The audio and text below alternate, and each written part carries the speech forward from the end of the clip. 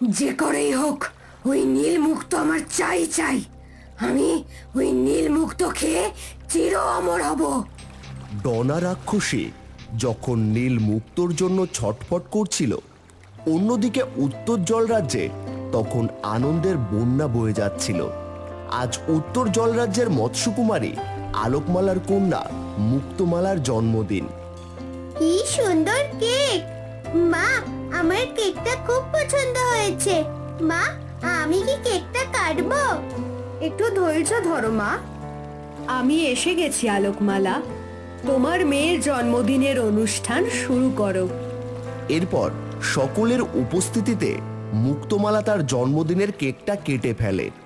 Happy birthday to you, happy birthday to you, happy birthday to you মুক্তমালা।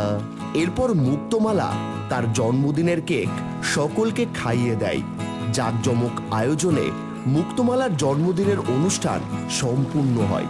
সবাই মুক্তমালাকে দামি দামি উপহার দেয়। এই জন্য মুক্তমালা খুব খুশি ছিল। বাবা, আজ আমি খুব খুশি। কিন্তু কোনো কিন্তু নয়, আমাকে তুমি এক্ষুনি ঘুরতে নিয়ে যাও। তুমি যদি এখন নিয়ে না যাও তাহলে কিন্তু আমি খুব কাঁদবো। বিজয় কুমার, মেয়ে যখন এত করে বলছে বারণ করো না। যাও, নিয়ে যাও মেয়েকে, আমি প্রাসাদেই থাকছি। এরপর বিজয় কুমার তার মেয়ে মুক্তমালাকে নিয়ে প্রাসাদ থেকে বেরিয়ে যায়। এদিকে এইসব কিছু ডনা রাক্ষসী তার জাদুর আয়নায় দেখছিল। এই তো সুযোগ, রাজ্য এখন পুরো ফাঁকা। এক্ষুনি আমাকে উত্তর জলরাজ্যে আক্রমণ চালাতে হবে। এই বলে ডনা রাক্ষসী উত্তর জল রাজ্যে যাওয়ার জন্য রওনা দেয়।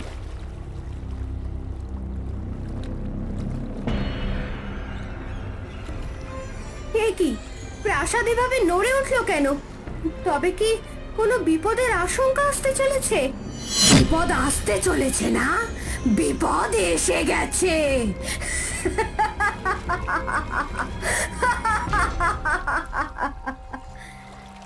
এ কি রাক্ষসী, তুই যদি প্রাণে বাঁচতে চাস তবে এক্ষুনি প্রাসাদ ত্যাগ কর। আমি ডনা, যা চাই তা আদায় করেই ছাড়ি। আমি নীল মুক্ত নিতে এসেছি, তাই আমি নীল মুক্ত নিয়েই যাব।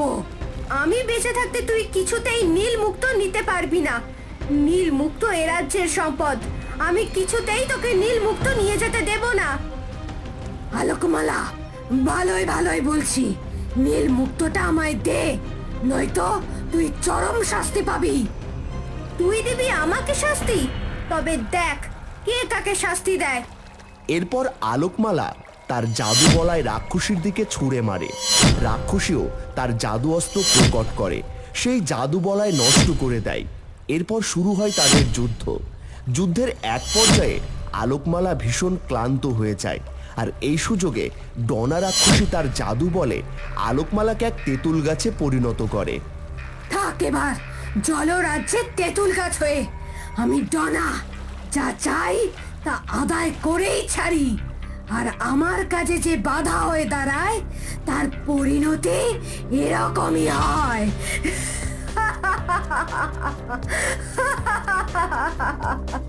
এরপর রাক্ষসী পুস্তক কুটিরে প্রবেশ করে, সিন্দুক ভেঙে নীল মুক্ত নিয়ে চলে যায়।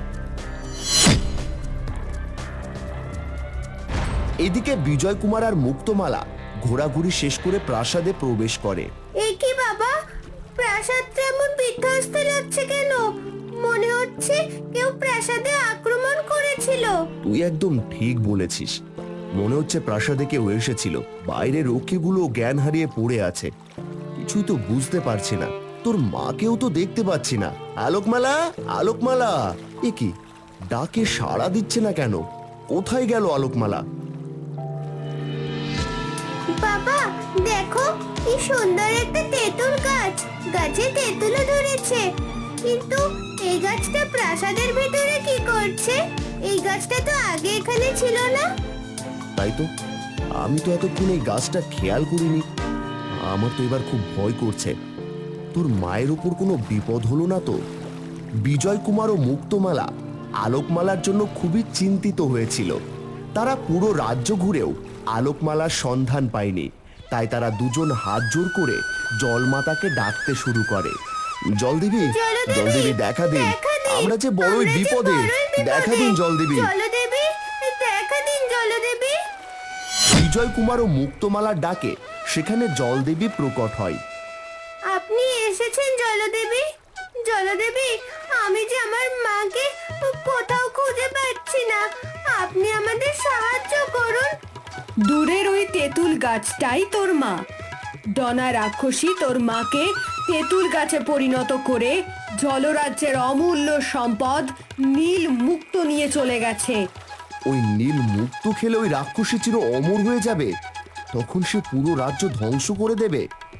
আগামী পূর্ণিমা না আসা পর্যন্ত ওই রাক্ষসী ওই নীল মুক্ত খেতে পারবে না। জলদেবী, আমার মাকে আবার আগের রূপে ফিরিয়ে আনার কি কোনো উপায় নেই? একটা উপায় আছে, তবে তার জন্য তোমাদের স্থলভাগে যেতে হবে। স্থলভাগে এক নীল নদী রয়েছে। ওই নীল নদীতে এক নীল পদ্ম রয়েছে। ওই নীল পদ্ম এনে তার রস গাছের গোড়ায় দিলেই তোমার মা তার আগের রূপ ফিরে পাবে। কিন্তু আমি তো স্থলভাগে যেতে পারবো না, তবে কি আমার আলোকমালা সারা জীবন তেঁতুল গাছ হয়েই থাকবে? তুমি চিন্তা করো না বাবা, আমি যাব স্থলভাগে। আমি আমার মাকে ঠিক তার আগের রূপে ফিরিয়ে দেব, আর পূর্ণিমা আসার আগে ওই রাক্ষসীকেও ধ্বংস করব। তুমি প্রাসাদেই থাকো। বাবা, আমি আসছি। এরপর মুক্তমালা জলদেবীর আশীর্বাদ নিয়ে সেখান থেকে চলে যায়। লম্বা পথ অতিক্রম করে অবশেষে মুক্তমালা সমুদ্রের কিনারে আসে আর নিজের রূপ বদলে মানুষের রূপ নেয়। এবার আমাকে ওই নীল নদী খুঁজতে হবে। মুক্তমালা সামনের দিকে এগোতে থাকে। হাঁটতে হাঁটতে মুক্তমালা ক্লান্ত হয়ে যায়। না, আমাকে ক্লান্ত হলে চলবে না।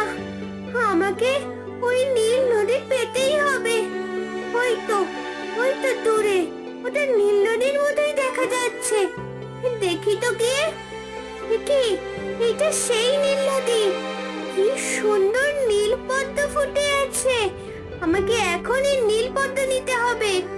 এরপর মুক্তমালা জলে নামে, আর জলে নামতেই সে তার জলপরি রূপ ধরে। আর যেই না সেই নীলপদ্ম ছিঁড়তে যাবে, তখনই সেখানে এক নাগিন প্রকট হয়। তোর তো সাহস কম নয়, আমার নদীতে এসে আমার অনুমতি ছাড়াই নীল পদ্ম তুলছিস।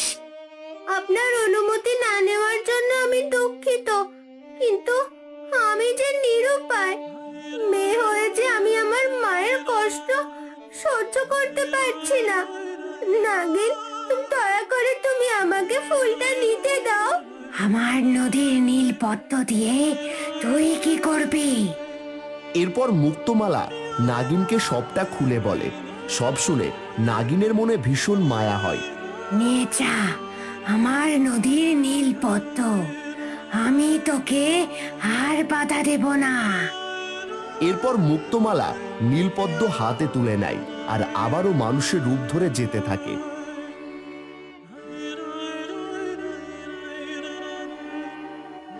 অনেক পথ পাড়ি দেবার পর সে সমুদ্রের তীরে এসে পৌঁছায়।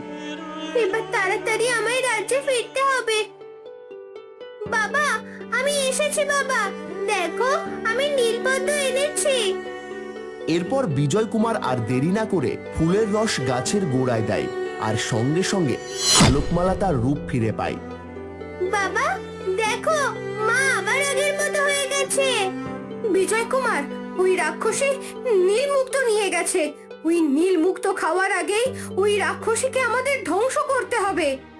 বাবা, মা ঠিক বলেছে। পূর্ণিমার আর মাত্র 3 প্রহর বাকি। আমাদের এক্ষুনি ওই রাক্ষসীর গুহায় যেতে হবে, আর 3 জনের শক্তি একত্র করে রাক্ষসীকে ধ্বংস করতে হবে। এরপর তারা তিনজন রাক্ষসীর গুহায় যাওয়ার জন্য রওনা হয়। আর মাত্র কিছুক্ষণ, তারপর এই মুক্ত খেয়ে আমি চির অমর হব। তোর সেই মনের আশা কখনো পূরণ হবে না। তার আগে আমরা তোকে ধ্বংস করে ফেলবো। এরপর রাক্ষসী কিছু বুঝে ওঠার আগেই তিনজন তাদের শক্তি একত্রে করে জাদুর বলায় রাক্ষসীর দিকে ছুঁড়ে মারে, আর সাথে সাথে রাক্ষসী ধ্বংস হয়ে যায় আর আলোকমালা নীলমুক্ত হাতে নেয়। এরপর তারা রাজ্যে ফিরে আসে আর সুখে শান্তিতে তাদের দিন কাটাতে থাকে।